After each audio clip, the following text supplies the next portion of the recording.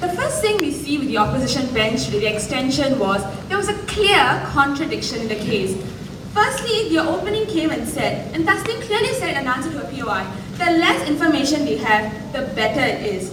And now, the closing extension debater came and said that, you know what, they already have more than enough information, they already have a lot of information, and they don't need more. Now, we ask you, this is a clear contradiction. Secondly, the opposition today keeps running a line that, you know, they need some information, but they don't need more information, they need a little information. But where do you draw this line? It's a very wishy thing. What amount of information is good enough? What amount of information is too much? What amount of information is too little? They haven't actually given us a qualification. But what we have given you as opening is that we will televise we will televise live of what is happening in the day, and therefore there will be no distortion. Basically, I'm going to deal with the case of the opposition in two main points. Firstly, the right of the politicians towards privacy versus the right of public. All of you down. Versus the right of the public to information. Secondly, whether the television actually undermines justice. Let's move on to my first point, the right of the politicians towards justice, towards privacy. Now, this is the opening's big case that when you televise something, the politician's information will all be out open, and therefore the politician will not have any privacy. Now, we tell you, firstly, that is the nature of politics. When you enter politics, you put yourself up to public scrutiny. You put yourself up to public opinion. You allow public to be able to view your information and everything.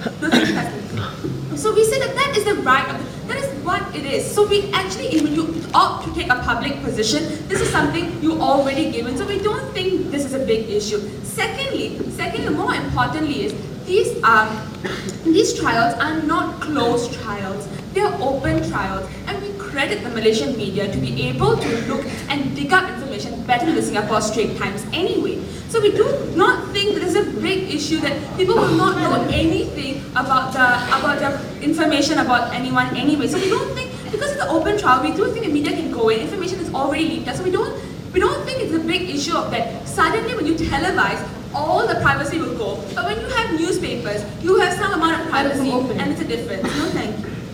Now let's move on to the second issue under privacy, the privacy of witnesses.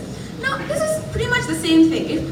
The thing is, if it's an open trial, the information of the witnesses can be found out either way. Now we don't think it's hidden. We don't think that the media is unable to dig up this information. So we don't think this is a big issue itself. Now, Madam, first you are opening. No, thank you. Now let's see, because the fact that privacy is now at stake, now we do see the issue of what our extension is coming in even bigger. Now because you realize that your privacy is at stake, everything is up at stake, there is less incentive to be corrupt. There's less incentive to take part in corruption activities because it's a big deterrent. You do not want more people to find out about you. This is where the deterrence effect comes in. And we see that this is where justice lies. Now this leads me very nicely to my second point. Yes, that's it.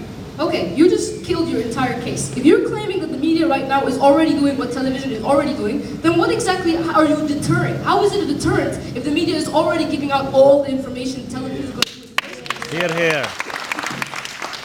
We did not say the media currently is giving out all information. We say the media is capable of. But what television does, which was very clear, I think, in my opening, I give them credit for it, is that the media today will provide snippets, provide something about it. When you have television, it's a live telecast. You get every aspect of it. But the thing is, in terms of privacy, we don't think it is compromised under either paradigm. We don't think that privacy is compromised, especially under our paradigm, and it's so sacred and protected under their paradigm. So in the issue of privacy, we don't see it as a big issue. Anyway, now let me move on to my second point. Whether television undermines justice in the first place. Madam.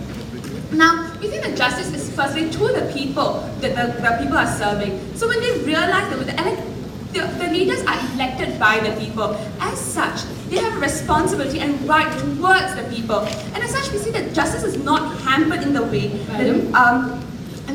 Secondly, they kept talking about how public opinion is going to sway justice. But it has all just been mere assumptions, mere assertions that, just because it's public opinion, it will sway the judges, and we haven't actually seen a concrete link. But secondly, we tell you the judges are voted in based on merit. And the fact that now you are going to televise it gives the judges a more incentive to actually be true. It gives them a bigger check and balance. Now the judges are not going to run around lines or give out some bad votes or give out some bad adjustments, because they know that there's a check and balance. They know the media is there. They know that they're being telecast live to the people, and therefore this is a huge check and balance towards justice. And we think today that that is very important. No, thank you.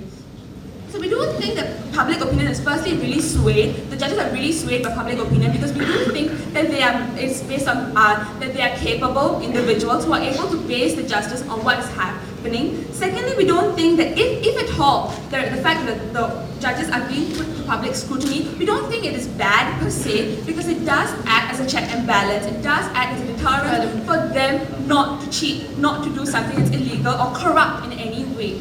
Now corruption, what we stand for is basically we want to reduce corruption in the long term, and that is what basically our extension was. The fact that this acts as a deterrent effect, the fact that our policy acts as a deterrent effect, what happens is when you realize that now you're not only going to shame yourself in public, because now the public has full view of what happens in the courtroom, but also your family name, also everyone, you are less inclined to be corrupt, you're less inclined to take part in corruption activities. And therefore we think that this serves a good deterrent in the long term. Now ladies and gentlemen, what have I shown you today? Firstly, I've shown you the clear contradiction in the case that in JS's case, and secondly, how does just repackage Tasneem's point on public opinion and judges being swayed. So we don't think it was an extension per se. Secondly, how we don't think that we're compromising the right to the privacy of the politician in any way under our paradigm. Secondly, and how we give the people the right to know, how television, being the most pervasive media today,